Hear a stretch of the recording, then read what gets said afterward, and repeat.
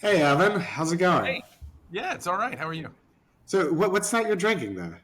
Oh, I'm drinking a non-alcoholic beer because it's 5 in the afternoon here, so it's quitting time. But it is a non-alcoholic from the corner store. I mean, but it is quitting time, so why does it have to be non-alcoholic? Yeah, I don't know. I started drinking less alcohol lately, and I Okay, don't really notice all um, right, the alcohol. What I do notice not having a cold beverage around 5 p.m. So okay, if I skip the carbonated cold beverage, I'm not as happy. But if I have like a really right, good carbonated lemonade or yeah, non-alcoholic beer, I'm very happy. So okay, yeah.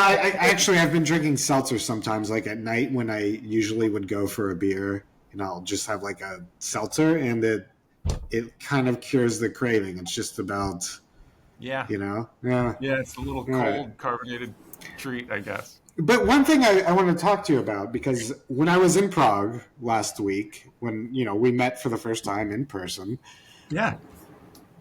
the beer there didn't make me feel like shit. Oh, I had a bunch of beers every day. Like it was nice out, so there were a lot of times where I sat on a sidewalk when I met you in the pub down the street from your house, and I yeah. had a few beers, and I didn't have some weird headache. I didn't have some weird hangover. Not that I was drinking to excess really, but I don't know. Sometimes maybe it's that I'm getting older that beer makes me feel shitty more often than not. But I didn't feel that in Prague at all. Why is that? Well, I think the traditionally produced Czech beer is pretty gentle Uh huh. in terms of the byproducts of fermentation. Those normally kind of drop out because of the long lagering at cold temperatures. So the congeners, the things that give you a hangover, like I said, aldehyde is a really common one. Mm-hmm. That's going to drop out of those Czech beers when they're produced um, the traditional way, using a long conditioning that is at a Okay. very temperature. So the beers are just maybe think of it like supermarket bread, Mm-hmm. like artisanal bakery bread. It's sort of a different process. They're the same Yeah. foods, right? Bread and bread, but Right. you're talking about something that's gone through this much more complex fermentation and a much slower processing time, and it's Mm-hmm. just kind of better for you. Yeah. No, I So mean it's like yeah, natural wine to kind of thing, but like natural natural. wine, yeah, Yeah. sort of like that. Okay. So that could be it. But Yeah. Yeah. Maybe, but I've never thought about it like that, and it's just I I really noticed how good I felt after having a couple of beers. And I don't just mean invincible, like right? buzzed. I mean like my body didn't feel shitty after a few beers. And I was kind of surprised because lately in the last few years, as I've gotten older, the beer, hits me in a weirder way than it used to. Me too. But I think also Czech beer is pretty low alcohol. It's generally either 4 or 5% alcohol, and it's hard to Right. find something that's higher than 5% alcohol. Um, the tastes have switched. So it used to be about a 60-40 mix of all of the beer that was consumed in the country, and I'm talking about for hundreds of years. We have Uh-huh. records. And there was about 60% 4% alcohol beer, and about 40% 5% alcohol beer. Mm-hmm. And you go back to the first brewing of Pilsner Urquell in 1842, and we have a record of what they brewed and what they sold, and we know what people used to drink. And only in the last 5 to 10 years has that started to meet and be more like 50-50. And now it has just recently switched so that now Czechs are drinking much stronger beer, Okay. 5% alcohol, than they used to, predominantly 4% alcohol. It's about a six. Well, it's about 55-45 or something at this point. So it's just slightly more of the slightly stronger beer. Okay. But I mean, that's a subtle shift, I think. Like It compared is a to the subtle US shift. when suddenly everything's a double IPA now, and it's like 8%, and it's like just that, or like strawberry wheat beer all of a sudden, and like that's your options, and it's like, what do I do here? And then I don't know. That's when I get a cocktail. So it's Yeah, almost I don't. twice the level of alcohol Yeah, here. like double IPAs are super strong. It's like 8, 9%, and it's Yeah, Yeah. And then barley wines and so forth. Those are super fun, but you want to have small portions. Everything makes sense if you keep the portions approximated or in the correct size for the amount of alcohol. But too often we don't. We drink a half liter of. Well, this is non-alcoholic. And you drink a half liter of 4% alcohol beer, and then you drink a half liter of 10% alcohol beer. You're getting a lot more. Yeah. Yeah. All right. Anyway, so Evan, we have been writing for a lot of the same publications for many years. We finally got to meet up in person, last week in Prague. But before this happened, we had the same agent, Max Sinsheimer, and he sent me a copy of your new book before it came out, and I totally could not put it down. I thought it's so great, and everyone should read it. And it's called The Absinthe Forger, a true story of deception, betrayal, and the world's most dangerous spirit. So tell me how you first got into absinthe. Oh, well, I studied I studied French literature in college and in a graduate program, and I specialized in the 19th century, and that's all, the great Impressionist painters, the great decadent poets, the romantic, tragic figures, and absinthe was a big part of their lives. Right. Absinthe wasn't available when it didn't exist, or it was very underground. I remember my professor said you could still find it or something, but it didn't exist. But when I first started coming to the Czech Republic, it was mid-90s, late 90s, the Czech Republic was famous as one of the places where you could get absinthe. It was really bad absinthe, but you could actually, because it had never been banned here the way it had been banned in other countries. So especially, but it was just like cheap imitation of true absinthe, or what was it like? Yeah, it was bad. Okay. All right. You were just talking about not getting so many headaches or something. Yeah, This was an instant headache, Yeah. And it was bright green. It was the wrong color. Real absinthe is not bright green. It's dark, deadly. So what made it bright green? Like food colorings, or artificial coloring. Yeah. But I got to taste this approximation of absinthe, and it did have some of the characteristics of absinthe. It was made with wormwood and so forth, and that just sort of ignited my interest. And eventually, Czech started making real absinthe, closer to the authentic stuff from the 19th century in France and Switzerland and elsewhere. And then right around that time, I'd already moved to Prague. Switzerland legalized absinthe, and then France and the United States legalized absinthe. Around 2007 for the U.S. And I'd been drinking absinthe for 10 years at that point, so I started writing about it more. I went to Switzerland, where absinthe is originally from, and I talked to a bunch of producers there. And I had this connection of knowing the sort of history and the cultural milieu that absinthe came out of. And then I had this other connection from living in a country that had brought absinthe back to life. So I had two ways of looking at it, and it was very easy for me to travel to Switzerland. I'd spent a summer in Switzerland in college. I actually did a double major, so I did French and German, so I kind of like the difference. And Switzerland's a really fun country. French and German, and then you moved to the Czech Republic. Yeah, where I don't get to use either of those languages.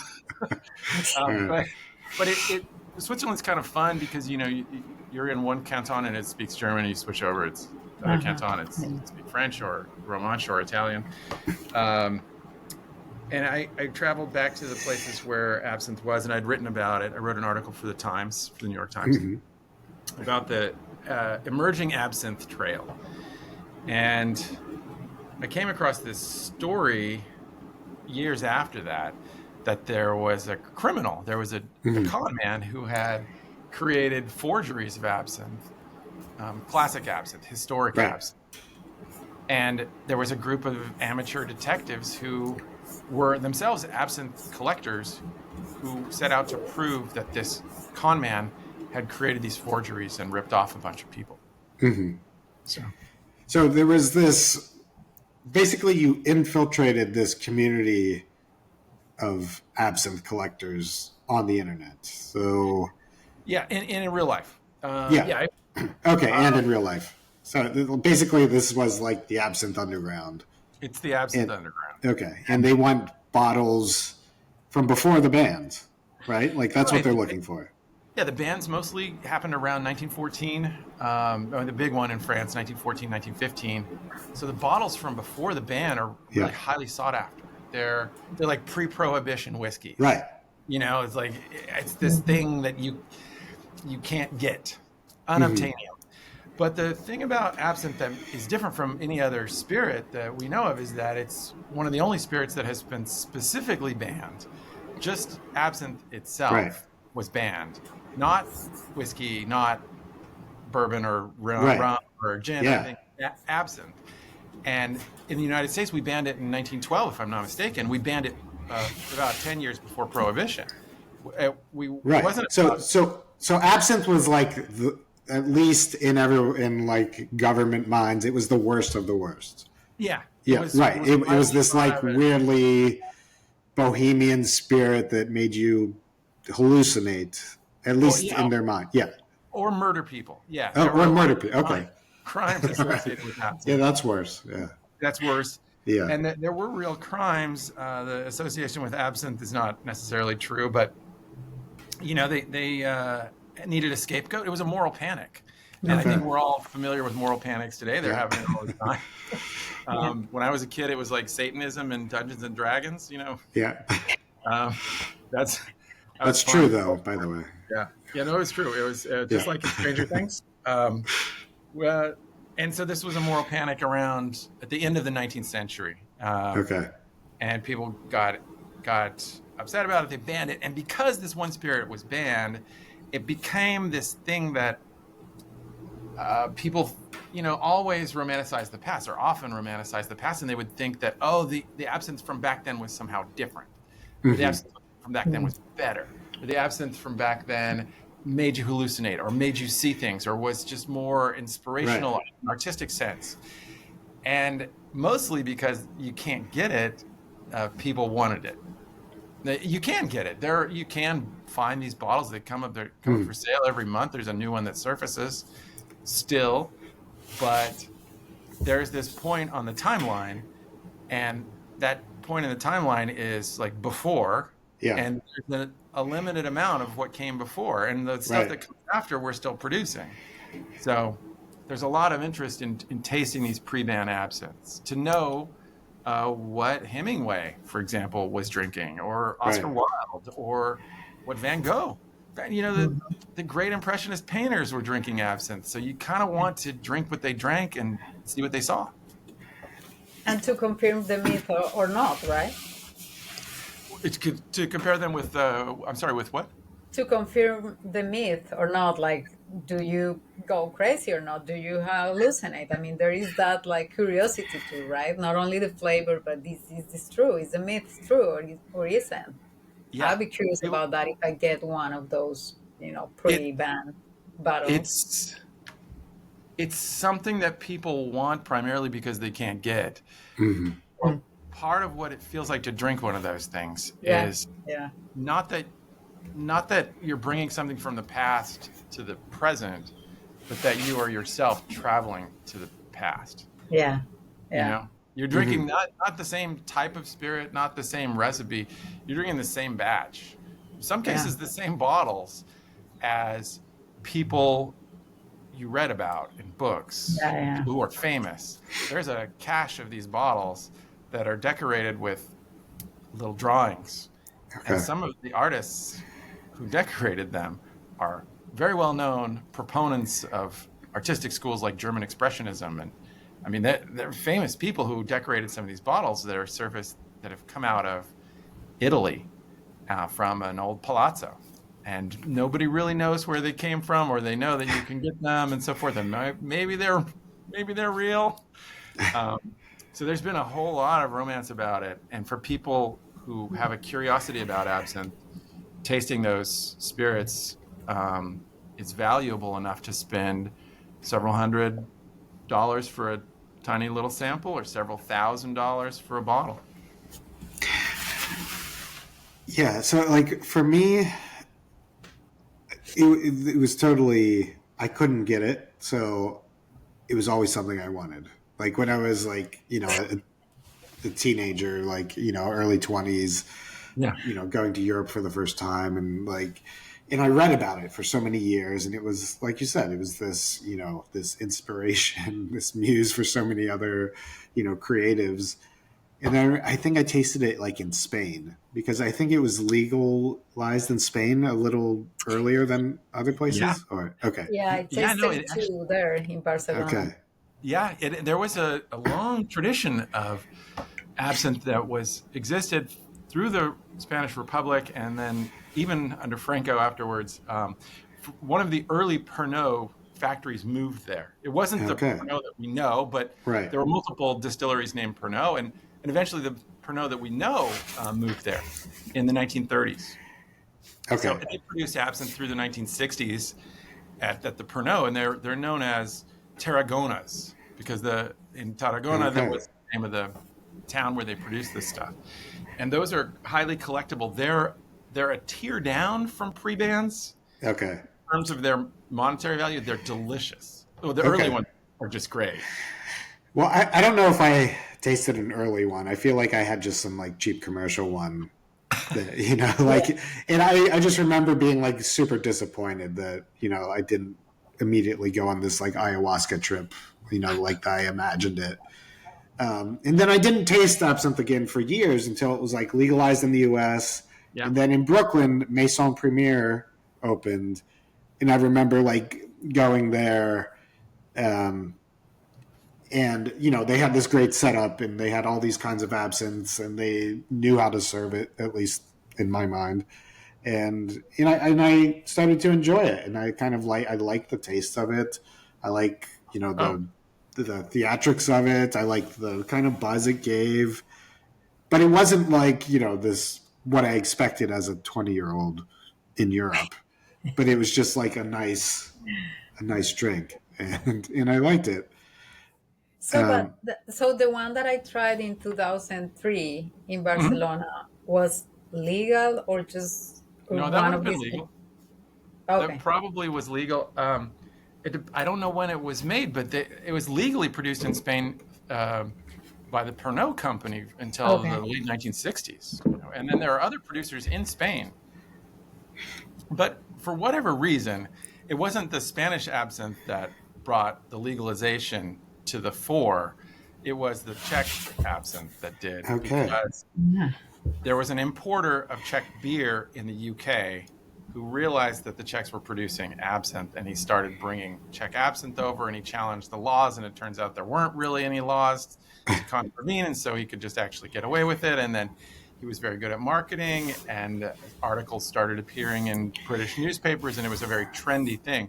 They could have been taking absinthe from Spain, I guess, but they did not. It was not what happened. There were Spanish producers. There are Spanish producers today. They're very good. Some of them even grow their own wormwood. Yeah, it's a really interesting product. In a way, as we talk about spirits having a sense of place, and maybe there's an idea that spirits don't, because the intensity of distillation is so great that it destroys the sense of terroir.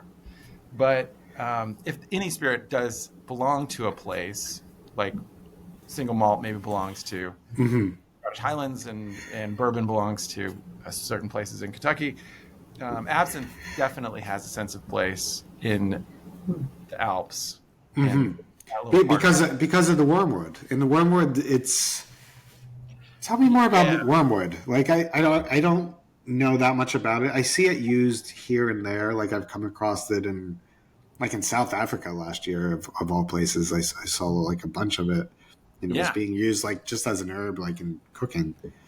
Yeah, I was walking down the street and I noticed some wormwood growing. It's a decorative plant as well. There are varieties, types of wormwood that are grown because they're pretty. They have nice leaves and so forth. Wormwood is a plant that it's gotten a bad reputation. It does contain a neurotoxin called metronidazole. That is why absinthe got banned, because the neurotoxin can be sort of bad for you. Yeah. But wormwood itself is just a plant. It's a bitter herb, and it's been used in alcohol. Right. For medicinally. Medicinally. It's still used for centuries. Right. Okay. And it's the source of vermouth. Right. It's wormwood is the word Vermut in German, and Yeah. so that's where you get vermouth, which is another Spanish drink. Uh, it is itself. There are usually two types of wormwood in absinthe: grand wormwood, but also Roman wormwood or small lesser wormwood.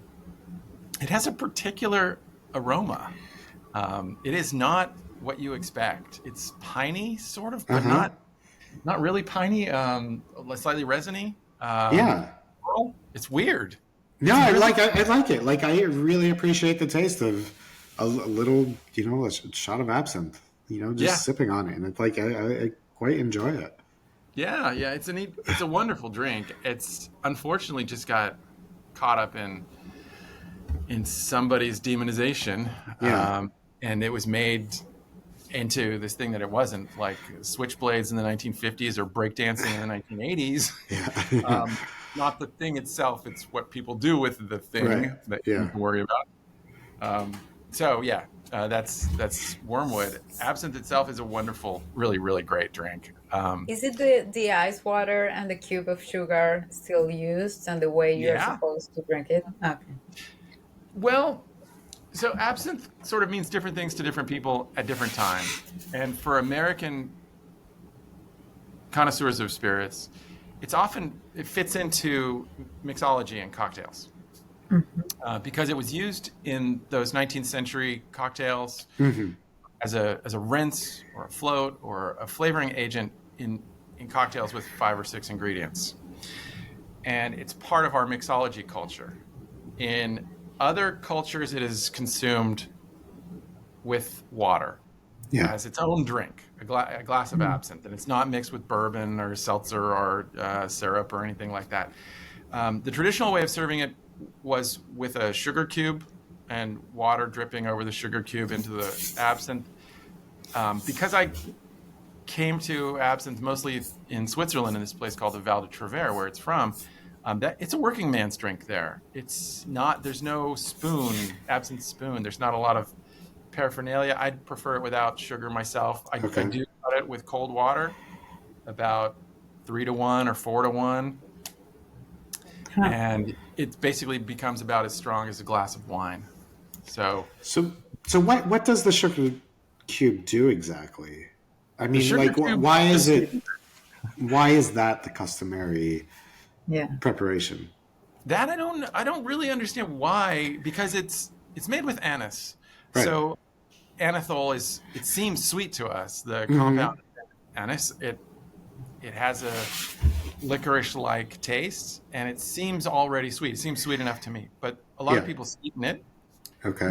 The water is used to dilute it because it's coming at about 70% or 60% alcohol, so it's a little too strong to drink straight. The water also produces the visual effect, which is called the louche effect, or the ouzo effect, or absinthe effect, that when it hits the spirit, essential oils in the spirit mix with water, and they cloud. So you have this clear spirit that you add water to, and then it becomes cloudy. But ouzo does that, and I think other sambuca, pastis does that. Raka in like Turkey and stuff like that. Yeah. All those are anise-based, and the anethol is what is doing that, basically. Okay. So it looks cool, and it looks cool. It looks cool, and it's sweet. It was clear, and now it's cloudy. Yeah, the sugar probably added to the performative side of it, right? Like, I guess, but I think people really like sweet drinks, and a way to enhance it. I generally don't drink it with sugar. I do drink it with water. I am a fan of the modern Swiss style of absinthe, which is what? Clear, not green, which is perfectly clear. Looks like gin, and has no coloring at all. And that is because in the 95 years or so that it was banned in Switzerland, they never stopped producing it. They kept making it. They were bootleggers. Okay. But in order to bootleg this drink that the authorities were trying to stop, they stopped coloring it, because if you see a dark greenish yellow in disguise. Yeah. So to disguise it, They left it clear. They just didn't skip the coloration step, and they call this a bleu, or a blue absinthe. It's not blue, but it's clear. Or they call it a blanche, a white, but it's normally called a bleu. And the Swiss blues are this new development in absinthe that happened only in the 20th century. There were a few pre-ban white absinthes, but this was its own thing. And they also got new ingredients that they didn't have in the 19th century, new spices, new availability. And so the absinthe actually grew and developed. So there's this weird conflict where people who are into absinthe, absintheurs, are often trying to emulate the past. They're sort of like historical reenactors, right? They're like wearing their Civil War uniforms or something, right? And then even like wearing spats and, a top hat. 19th century Belle Epoque kind of stuff. They're reenacting. But absinthe itself didn't stand still. Absinthe kept developing, and it became new things, and it moved on. And that is what culture is, So they're like the years of the ban are, to them, it's like the peak, and then nothing should happen after that, or... I don't know if that's true, but there's a tendency for people to be... A lot of people who get into absinthe are into the absinthe because of antiques, for example. They start out as collectors of glasses and spoons. And artworks. You're talking about the end of the 19th century in France. The artworks are gorgeous. They're beautiful, decorative posters advertising absinthe, and you can collect them, and they're great. A lot of times people get into the antiques and then move on to embracing absinthe, but there's this connection with history that runs through their interest. Right. But if you're into just spirits themselves, it's a spirit in its own right, and it has its own cultural role. And certainly when you go to the Val de Travers and you're talking to distillers and working men who drink it in cafes there, it's not this historicity or this historical reenactment of trying to be like Paris in the 19th century. It's a modern drink. So how much were people paying for these bottles that the ones you're writing about, the forged ones? You could pay 5,000 euros for a bottle. A lot of times it was closer to 3 or 4, but somewhere in that range, 5,000 or 6,000 euros, and that seems like a bargain. Although the problem is, some of them were counterfeit, as we found out. But very often people would just buy a small shot, a 50 milliliter dose or 40 milliliter dose, and you might pay $200 or $300 for that. People were sharing these bottles, so someone would find one, and then 20 people would chip in and each buy a share of the bottle. 20 people paying $300 is $6,000, and then you can buy your historic bottle of a 1915 Premier Fils or Pernod or whatever you want, if you can find it. So at the center of the book, there is a forger. It's a guy that, that was discovered to be putting, new absinthe into... It was old bottles, right? He wasn't recreating the bottles. He was just finding old bottles. Oh. No, he wasn't recreating the bottles. You're right. Yeah. He was just finding old bottles. And it's that tradition of collecting antiques that allowed this to happen. I mean, absinthe was such a powerful cultural force, and that there are a lot of these antique bottles around. People don't just throw them out. They keep them. Right. It's a valuable antique. It's an old Pernod bottle from 1900. But what I found fascinating was how he was... he wasn't just like pouring new absinthe in. He was trying to recreate the recipes in some way. He was a really good taster. Yeah. And what is the weirdest part of this story for a lot of people is that he was an actual connoisseur. He was revered in his community. That is, absinthe collectors, absinthe connoisseurs, and he was known for having an incredibly good palate. And so he actually could just sort of taste a historic absinthe and think, how could I recreate that with modern absinthes and other flavors? Things like that. No, I mean, aside of the whole fraud thing, like there is like a brilliance to what he was doing, and like I wonder if somebody like that could actually focus his attention on creating a new absinthe. Like, would it be? Could it be interesting? Oh, absolutely. And he would have been one of the people to do it. He's a creative Yeah, person. He works in a creative field. And that's one of the things that was strangest about this story for me. I normally interview chefs, yeah, winemakers, brewers, people who create yeah, foodstuffs and want to talk about them. And this guy inarguably created something yeah, really neat, a historic reproduction of a spirit from 120 years ago. He yeah. did not want to talk about it because he was defrauding people. Right. When he got caught, there was this whole brouhaha. He went underground. He disappeared. Hmm. Allegations came out. It seemed like he ceased to exist. Right. Well, I mean, he was probably afraid of going to prison or something, I assume. But but yeah, I think there is like a brilliance about him. And has he reached out to you since the book came out? Uh, Nick, Oh, he reached out to me last week.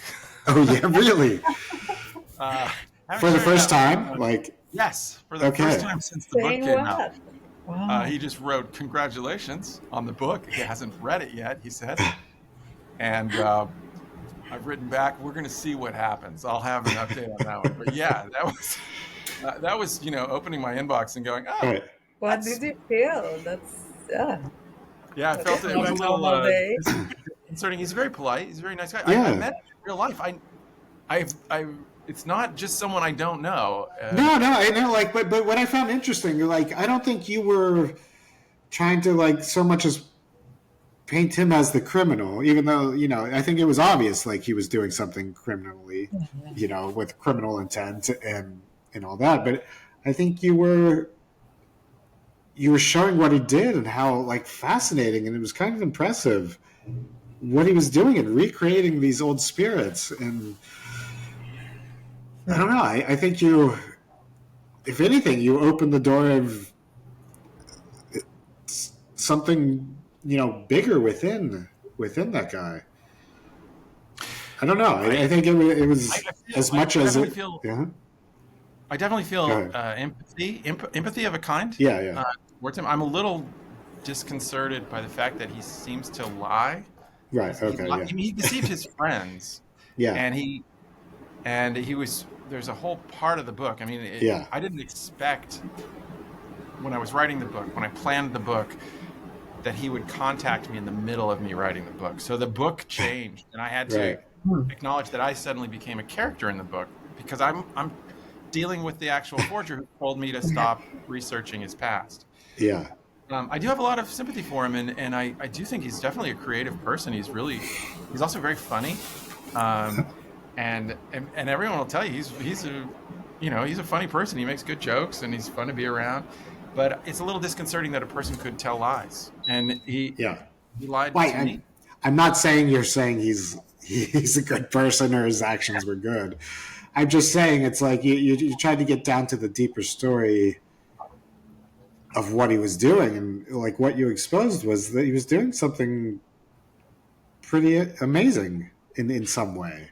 Yeah, Even though he's been it's upfront with completely it. nefarious, and you're not like supporting that in any way. I just mean like what you uncovered was more than just the crime. It was, I don't know, something deeper there, and I think that's why I enjoyed this book so much, because I think it dug another layer I'm that grateful I'm to not hear used that. to seeing.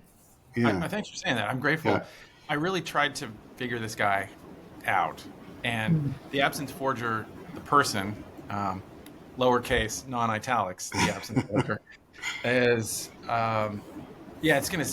The idea of that person is gonna stay with me for a long time because, like I said, I'm used to talking to creative people who want to right, show you their creativity, and this was a guy who was creative but secret about it, yeah, and that's a different take for me compared Yeah. to the people I normally interview. yeah. No, I mean it's fascinating. Like how do you go down that path rather than taking that obvious skill that he had and doing something else with it? Like he very much good. I think, even though he probably has I to use a I different connect that name. with something that I mean, I found fascinating in this topic in your book, and it's the psychology of obsessions, right? Yeah. And this like crosswalk in between how that obsession operates in the actual work and the actual craft, and why someone got an obsession about this. And if art is obsessive in itself, or the craft is obsessive in itself, all these questions about historical products and artifacts and things that we, I don't know, mystified, exoticized. And and yeah, I think this leads to very deep psychological questions of art production, because in the end, this is like, I think what you're addressing here is this connection between gastronomy and art. And I was thinking, like fake artists, right? Like they reproduce originals, and that doesn't mean they are not super talented and that they don't have a Right. genuine interest and just great taste. So is this like mix of the art in itself of a reproduction, even if it's not, if there is a lie involved, and then you address the psychology of obsession, but also how that it's like enhanced by the prohibition, the wars of Oh yeah. prohibitions. So but the whole thing is fascinating, really, as Nick said. There was one of the collectors I talked to. She's a little bit not a fan of absinthe. She's coming from the historic part. She's a collector, but she said she's not that crazy about the taste. But she used this word and to explain what people wanted, like, because these are priceless antiques. These bottles are from 120, 140, or Hmm. getting close to Yeah. 180 years ago. And for me, you probably shouldn't be drinking them. But these people buy them and drink them. Mhm. Finito, it's gone. And you think, what is this that makes you want to take this thing that of which there might be only one in existence in the world and just drink it?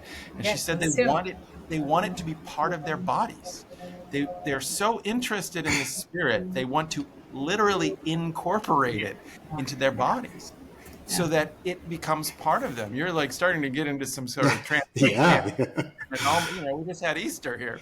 yeah, Um, you're starting to think about yeah. an It's almost not that religious, weird then. Yeah, an So, almost religious yeah, aspect of wanting to consume this thing. You desire it so much you want it to be part of yourself. And it is a little hard for me to understand. I've been able to taste a few pre-bands, just a few, maybe a half dozen or so, and they're great. But I always kind of feel bad that, oh boy, this yeah. there's no more of this left, and or no one else will ever taste it That after was the me. last drop. That's The the last last white one. rhino. Yeah. Yeah, buy absinthe, son. They ain't making any more of it, at least for the pre-bands. To paraphrase that one. Huh. So, are there still more bottles out there to be Yeah. discovered? Oh yeah. Do you think? Oh yeah. Okay.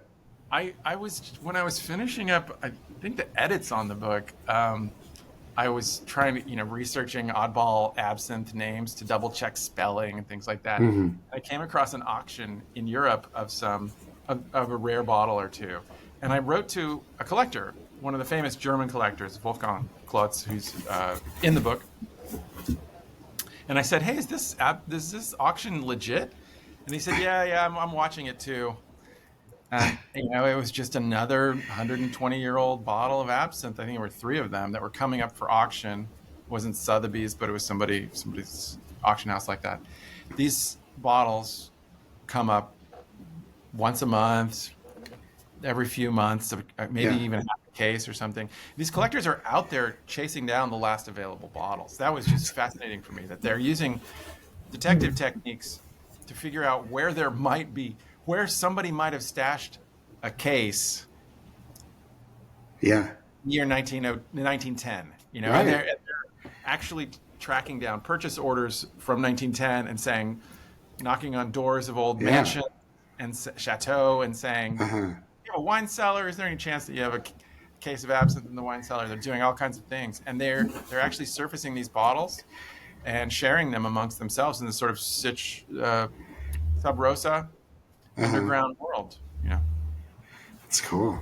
Yeah. It's like, yeah, I mean, I'm trying to think what other spirits have that.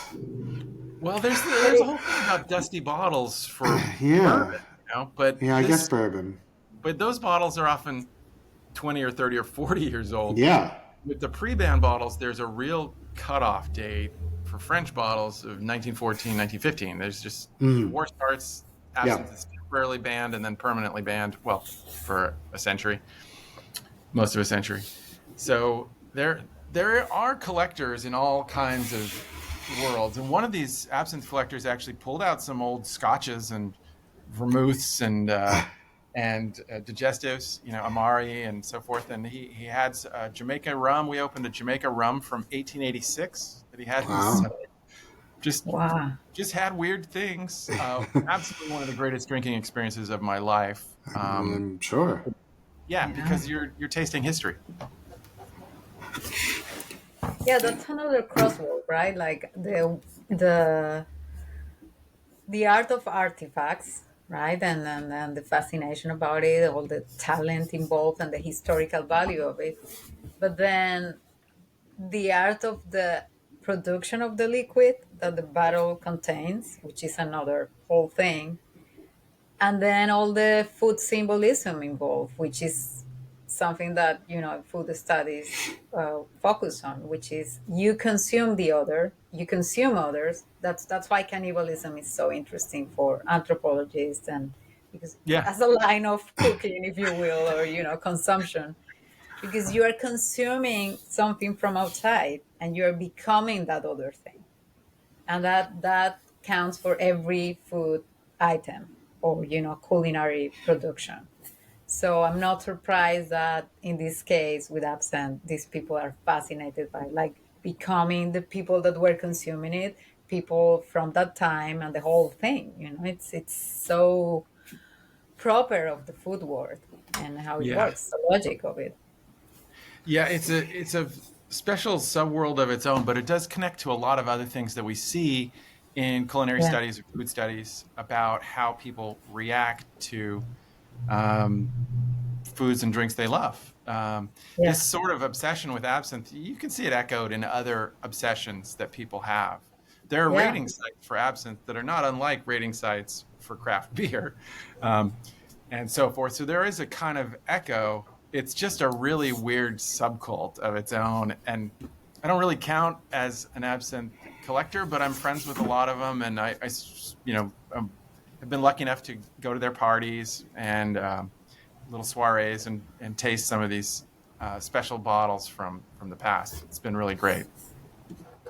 Do you have a favorite absinthe, the one that's being produced today? I like I don't want to make any enemies or anything. Right. Yeah, in Switzerland, in the Val d'Isère, I'm a big fan of the clandestine absinthes that are available in the U.S. As well. Those are great. They're straight from the Val d'Isère. They're very traditional. I live in the Czech Republic. There's a distiller here, Martin Žufanek, big Z, looks like a percentage sign, but it's a letter Z. Okay. Žufanek, he makes great absinthes. He's part of my story. He was one of the collectors. He knew the Absinthe Forger, the man himself. There's a whole chapter dedicated to him. I've been trying a number of other absinthes, and I did a book tour in the U.S. and I got to taste a few of the absinthes. St. George has great absinthes. There's several others that I've tasted that were just really great. If you want to drink absinthe, the place to go is the Val d'Isère, though, where like if you're in a train station and they have a little quickie mart, literally they'll have bottles. like 10 or they'll have like 20 bottles of absinthe in the quickie mart because that's what they produce in that valley.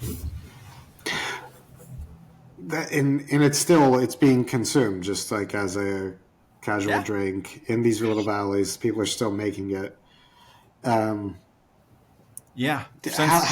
is consumption in like these places in like these rural parts of Switzerland where it's made? Is it they just drink a little bit at a time? Is it an all night thing? No, they'll tell you that it's really reserved for special occasions. Okay. It's not an everyday drink. It's something with friends.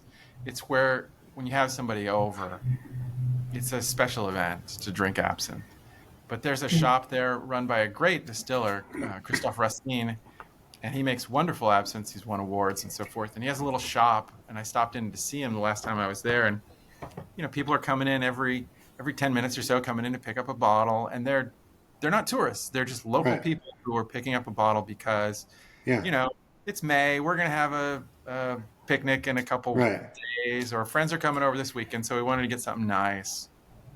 It's really treated as maybe like champagne might be, or prosecco or something. It's a special Yeah. event drink, but it's something you welcome someone with. It's not something you drink with supper every day. Although during the period of the ban in Switzerland, I mean, it was something that was their normal spirit there. Okay. That's what they drank. And it still has this Okay. kind of connection, but largely they'll say that it's more like a special event drink. It's expensive. It's not something you'd want Right. to crack open every day. Okay. What do you feel when you drink absinthe? Like, what can you Yeah. explain? Like the buzz of it, because it's like, to me, it feels distinct from everything. But I haven't drinking much absinthe. It's been like a few times in Brooklyn, So it's like I don't know what that means. The idea is supposed to be that absinthe is that there's nothing dangerous about absinthe itself. That it is just alcohol. That the thujone, this neurotoxin, is in there at such low levels that it can't really affect you. And it's in lots of things too, right? Like thujone is in. It's in sage. Yeah, right. You get some when it's in a lot of things. Yeah. But Thanksgiving dinner, I guess you get probably some. But there's a maximum limit to import it into the United States or to produce it in the EU. It's 35 milligrams per liter. It's less than that in the US, but there's a maximum limit because it's considered a toxin. The idea is supposed to be that it's only alcohol that affects you. But if you've ever had an herbal tea that really calmed you down, or if you've ever gotten really jacked up on coffee, just one particularly good espresso or French press, and you're just sailing, there's something of that in absinthe, and that you are drinking a spirit that has a lot of herbs in it. Those herbs have stimulatory and calmative effects on people. It's known.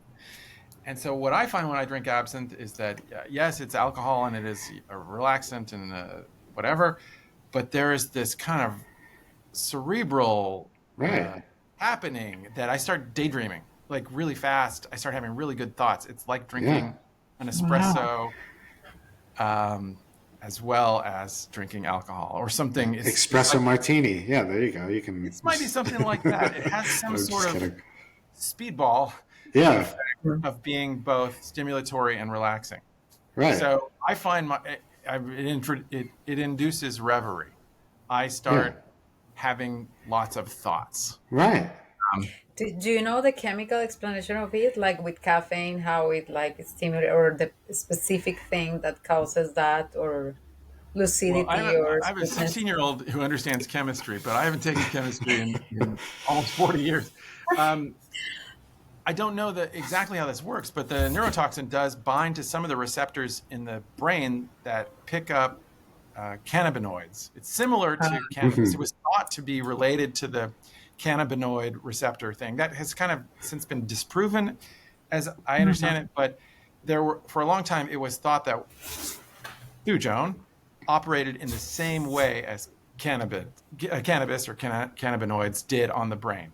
There is certainly something that does happen. If you talk to people who drink absinthe regularly, and I know people who drink it every day, and they will tell you, oh no, it's absolutely different. Like, I love beer, I love vodka, I love gin. Drinking absinthe is its own thing. Yeah. And it affects the brain in a nice way. You're getting drunk, you're intoxicated in the normal way, but you're also getting this herbal tea thing. Right. Or caffeine thing. And in the book, I mentioned that I once got really jacked up on verbena, verbena tea. I was drinking an herbal tea, a tisane, a French herbal tea with a friend in Paris, and I we both just got really jacked up. Very high. We were sort of high. It's like that. It's an herb or an herbal distillate that has some of the effects based of on plants anyway. what's that? Plants are powerful. Plants, yeah. Plants are extremely powerful. And, like having that, but it's like I'm trying to think of other herbal Mezcal spirits. is a similar thing, doesn't it? Because it has this medicinal. I don't know about that stimulant effect, but there is this herbal quality, right? Yes. In mezcal, for sure. But maybe this seems to be stronger in terms of the effect of daydreaming and. But like amaros and things like that, they have lots of herbs and botanicals in them. Yeah. But I can't say I've ever felt like I do with absinthe when drinking an amaro. No, and the amaros, they're delicious, but those are primarily herbs that are designed we use them to calm or stimulate our stomachs. Basically, we use them after. I guess so. So you have things that stimulate the appetite or which make us feel not so full after a meal, that kind of thing. The herbs that are in absinthe, I don't know if people have written lots of poems or odes to Amari, but the number of impressionist paintings that have absinthe, great impressionist paintings that have a little glass of absinthe in the foreground, and you can tell there was something about this spirit that was not just of its age in 19th century France, Paris, but also it was really important for these artists. They liked the color. It was this kind of dead green. Yeah. But they also must have liked the spirit. We know they drank it. They talked about drinking it. They loved it. So. Yeah. And as these people say to you, it's definitely not like drinking beer or wine or other things. How do you feel studying and digging into it so much has affected your intellectual take on beverage? Like, did you feel a difference approach on it? You know what I mean? Like the analysis of it made you realize certain things about the world of beverage that you didn't get with beer, which you are an expert on that too. So, well, I had a real interesting experience with absinthe in that I drank too much of it, and I didn't drink it for over 10 years afterwards. I got sick. So on the New York Times story, like you were... Yeah, when I was a part of that, I just overindulged, and I could not drink it and not feel... I just couldn't stand the smell of it. I do the same thing with stories like that too, like these travel stories where you have to like eat something or like the same dish or I don't know, something like that. And you like force yourself even to like beyond comfort. It's not about the enjoyment of it anymore. It's just like it's for research, and you have to research. for research, and you just have to overindulge and taste everything, and it becomes too much. Yeah, I took 10 years off. I didn't drink absinthe for 10 years. So when I came back, that happens intellectually, what was the process of it in your case? Because intellectually, I came back to absinthe because I came across this story about this counterfeiter and this gang of amateur detectives who tracked him down. And that stimulated my interest intellectually to follow this story. But at the time, I hadn't had absinthe in 10 years, more, and I didn't want to drink it. Yeah. What happened in the course of writing the book is that I came back to absinthe, and I found a place for it in my life, a very small place as a very occasional beverage, but I'm no longer completely fascinated by it, and I'm no longer completely repulsed by it, and instead I'm just sort of in balance with it, I think. I hope. The mature approach to it. Well, maybe it's that way with most things. I mean, I had a friend who was really into beer and learned all about beer, and then he got into grappa. And he said, I'm not going to make the mistake I made with beer and where I learn everything about it. I'm not going to learn anything about grappa. because I want it to be interesting to me every Right. time I. Yeah. So ignorance it's not just bliss, but it sometimes helps you maintain your interest. I guess. No, Some distance from it. It's important. someone told me recently, it's like some of the best writers are like writing about a subject, like a food subject, are the ones that they don't really know anything about the food. It's just they're excited about it, and it's just that interest, that level of interest, is what gets other people interested in it. And just having that excitement about it is what kind of drives you. And then once you know everything, and then it's like, I don't know, Lose no one's perspective interested in a anymore. way. It's like you can't write about it in the same way. Yeah, I felt like I had to relearn everything about absinthe. It was a completely new subject to me when I wrote the Absinthe Forger, because I'd just taken more than 10 years off. And so it was a very new experience to come back to it. And what I think we often overindulge intellectually with food and drink and overanalyze and become experts. And sometimes when you become an expert, you can't see things anymore. Yeah. Whereas somebody new can come to the subject and say, "Oh, that's interesting. This is Yeah. like this other thing." And you'll say, "No, you don't know what you're talking about. You're not an expert." But the person who's approaching it with fresh eyes Right. has a perspective that is valuable. Whereas when you know something too much, you might overlook obvious details. Yeah. Oh, God. Never gets easier. So, like part of what led you down this absinthe path, at least I think I read in the book, or I think it says this in the book, that you needed story ideas. It was the pandemic, and this story just like kept popping up to you. Yeah.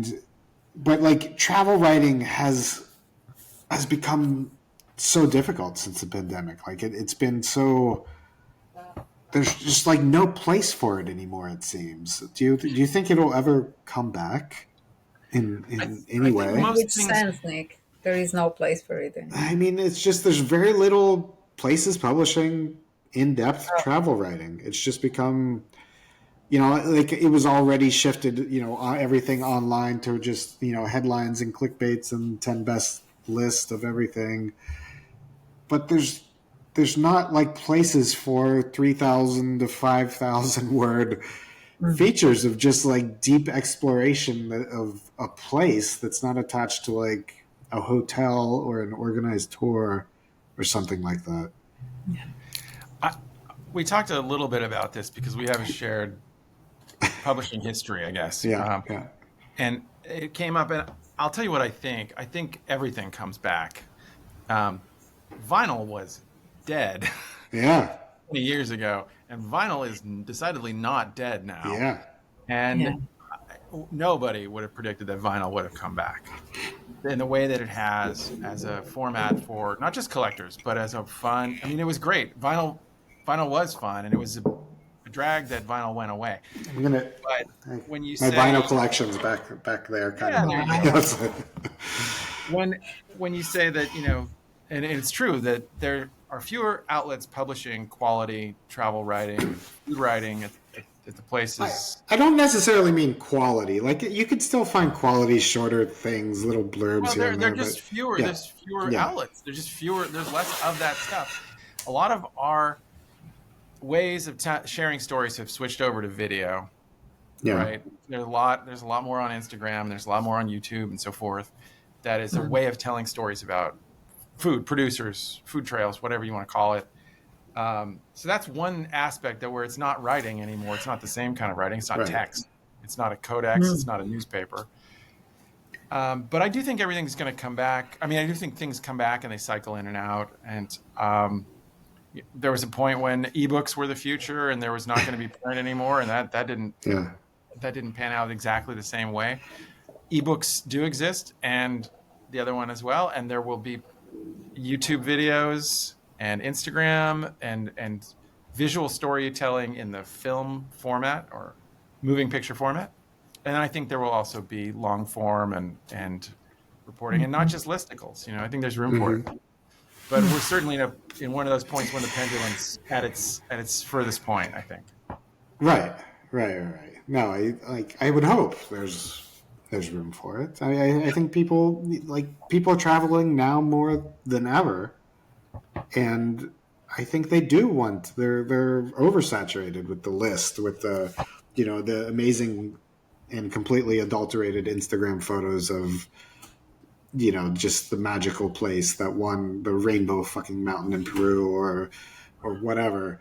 There's this thing in Prague, Yeah. there's an artwork that's in the main library downtown. It's like a kilometer from here. It's our library branch, and somebody put it on some kind of TikTok or social media. So now there's a line every morning to go see this artwork that's been there for 30 years. And it's not particularly great. It's a tower made out of books with a mirror at the top and the bottom, so it looks like it goes up forever or something. And you kind of stick your head in, and there's a little opening, and you can take a picture in front of it. But it went from being this thing that you just have in your town, and it's just always there, to being a thing that there's suddenly a line to see, and you go, why is there a line? This just a piece of art. You don't need a line to see that. And I'm not crazy about that kind of thing, this sort of herd mentality of there's a top 10 list, and then everyone just goes to those 10 restaurants. Yeah. Or there's somebody says you need to see this thing, and I think if you go to there and you think this is what Prague is, you'll be disappointed. It's just a dumb sculpture made out of books. It's kind of cool, but it's not something you should wait in line for. There's a line there every day. And it's hard to get into the library because people are standing there not to go get books or return books or use a computer. To take a fucking selfie with the. They want to take a selfie in front of this piece of art that's, it's been there for a long time. People like to be told what to do because it's easier. They do, and they just want to know. I mean, sometimes you get people who come to a town and they say, they'll say, "I'm going to New York. What do I need to see?" And you go, "What are you doing?" Or I'm in New York. Where should I go? And you go, "Oh my God, you should have planned this earlier." No, but I get those questions all the time too, and where do I eat in Lima? It's like, there's fucking 1,000 great restaurants. Like, what? I need more specific. You need to be more specific. Like, come on. Yeah. What do you really want to eat? Why do you want to eat it? Like, use your goddamn brain, people. Like, the amazing things you find just by walking around. Yeah. Around, I had such a great time in Prague. Because I really didn't have, I was there 25 years ago. I didn't remember it really at all, other than just some vague, ideas of streets and things like that. But there was no, specific things I wanted to go back to. There wasn't any really specific anything I wanted to see or go visit. And I just walked around for, several days, and the weather was beautiful, and when I was thirsty, I'd stop and I'd get a beer or some food, and it was fucking lovely. And I wish I could travel more like that. And I wish more people would just travel like that. Just go to a place and get fucking lost in it, and things will happen. And it's great. There's got to be room for serendipity, right? Yeah. And it's tough. We have so much information available, it's hard not to use it. But you can see sometimes, and this as well, when you write, sometimes things just go out of date, or they reprint an article from 5 years ago and they didn't update it, and so it's out of date. But I think it has to do too with the personal take on things, like this disconnection with your own body. You are told what to eat, in which measure, because you need this and this. What about me figuring out what I need, right, every day? I think it's the same. It's instead of creating your own take on the city, we are so afraid of missing out. What we are supposed not to miss out. What if you miss out that? What? We've let other people on the internet decide for us what we're supposed to do all the time, instead of thinking for yourself and researching things. We We Yeah, what are take the whoever's opinion on fucking Twitter or whatever thing it is now. We just accept this very vocal person's viewpoint all the time. and you And miss so much by doing that. yes, Ironically, yes, right? you Because you miss develop no critical thought the most about important whatever things situation. And you Yeah, are there has to be missing by not wanting to miss out. there Yeah. has exactly FOMO is evil, and there's so much that It is. happens when you just let serendipity help you. I've had some really great travel experiences that way. I don't travel that much, to be honest, unless it's really for work. I've got a family and kids and everything, Yeah. and I like to be here. But sometimes I come up with dumb things to do, like I really want to see a certain house that some architect Right. made. Not really important, but it's just Yeah. for me. No, but it gives you some direction of To some go place to to a certain go. neighborhood or a Yeah. certain street, something. Right. And or bird watching. I think this summer I'm going to go. There's some place I can go see. I'm not a bird watcher. I'm not a birder. Okay. But there is a place where you can see a certain rare bird in South Moravia, and I'm like, that sounds cool. I could see a rare bird. So All right. it's the great bustard. It's largest.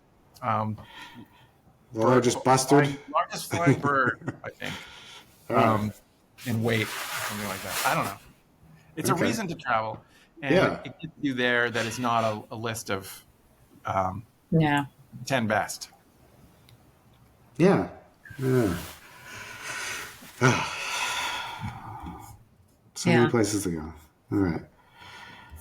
Next time I'll save time for the Great Bustard. South Moravia, I'm telling you.